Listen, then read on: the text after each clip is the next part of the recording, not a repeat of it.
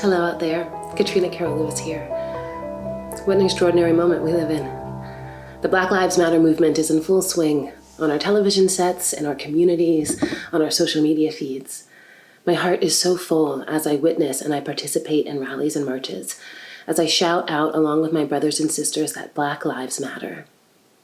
If that statement gives you pause, I invite you to investigate why. I invite you to listen to the rhetoric of the movement with an open heart and explore our collective history with an open mind. We took a pause in sharing the Hope from Home monologues out of respect for the moment and the movement that's happening all around us. Virginia Rep started the Hope from Home initiative to capture and share community voices in the time of COVID-19. These pieces were all written before the worldwide protests began and therefore reflect what was on our minds at that time. In the weeks that follow, as we begin reopening our cities and as the movement continues, we will share the remainder of the Hope from Home monologues, investigating a moment that is past but still so very present. We are forever changed due to the coronavirus, and the monologues born of this project reflect that. The first confirmed case of COVID-19 in the United States was in January of 2020. Racism is another pervasive and deadly disease that has been plaguing us for hundreds of years. We have the power to stop this madness. I know that Virginia Rep has started the process of investigating better ways to support and amplify Black voices, and to create spaces that feel safe for Black artists and respectful of the Black experience. This is an all-hands-on-deck moment.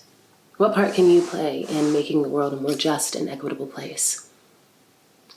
We relaunch our Hope from Home initiative with a piece by local playwright Brittany Fisher, who was a 2018-2019 Pipeline New Works Fellow with Cadence Theater Company, which included a reading of her play How to Bruise Gracefully.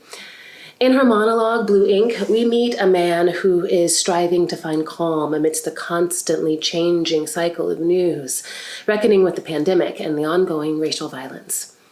This piece is performed by Joseph Marshall, who I had the wonderful pleasure of working with at Virginia Rep in 2018 in A Raisin in the Sun, and whose most recent credits include the role of Lyons in Virginia Rep's production of Fences.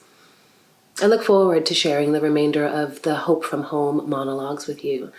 I am inspired and energized by artistic expression and what it can accomplish. It can make us weep for a stranger or see another perspective. It can make us laugh at our foibles and investigate some ugliness that might live inside of us.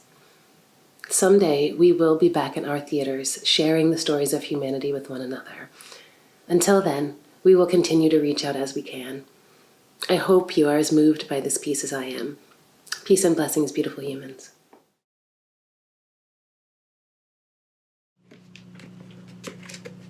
Okay, damn, I'm guilty.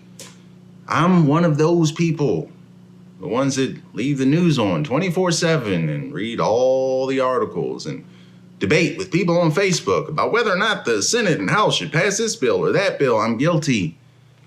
Honestly, I don't even know what I think I'm doing. I guess I'm just trying to stay current, stay engaged in the world, and this feels like the right way to do it. In fact, I'm protesting. Yeah, those charts that keep generating in the United States with all the red splotches that shows where the virus is the worst? Yeah, I can't stand those. Personally, I would prefer visual in blue that shows where things are getting better, So every day I've been journaling. Yeah, it's been keeping me sane. Sometimes I write about how I feel or about how my day went. Other times I write letters of encouragement to people who've lost loved ones during this time or to people who are incarcerated and locked up. I just spritz a little Lysol on them, mail them out, simple as that. Every time I write, I'm protesting because I'm writing with blue ink. And that's important because while red is more of an angry color that represents danger, blue is calming and reassuring. I mean, think about it, like everything relaxing is blue. The ocean, the sky, little specks you see behind your eyelids when you close your eyes. Yeah, I don't know why it's so soothing, but it just is. So every day I get behind my desk and I have my own little protest right here with my blue ink because it challenges the red splotches. It reminds me that things get better.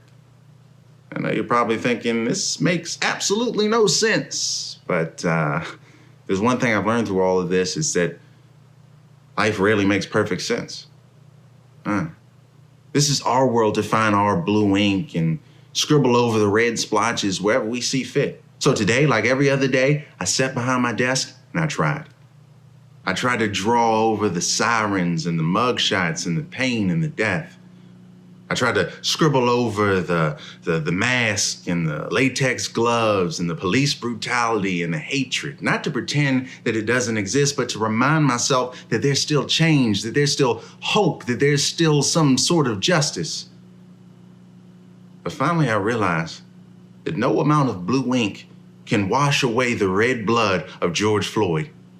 No amount of blue ink can wash away the red blood of Ahmaud Avery. No amount of blue ink can cover up the red blood of Breonna Taylor or the countless other innocent Black victims who were murdered at the hands of racism, which is a plague that is just as lethal, if not far more brutal than COVID-19. And the thing about it is that there's no eraser, there's no whiteout, there's no undo button that can reunite those Black fathers with their children. There's no undo button that can reunite those daughters with their parents. So I'm sitting here right now and I'm trying my hardest to find the silver lining in all this so that I can protest with my pen, but it is dry. And I keep asking myself the same question over and over again. How can I scribble over the red splotches when I'm all out of blue ink?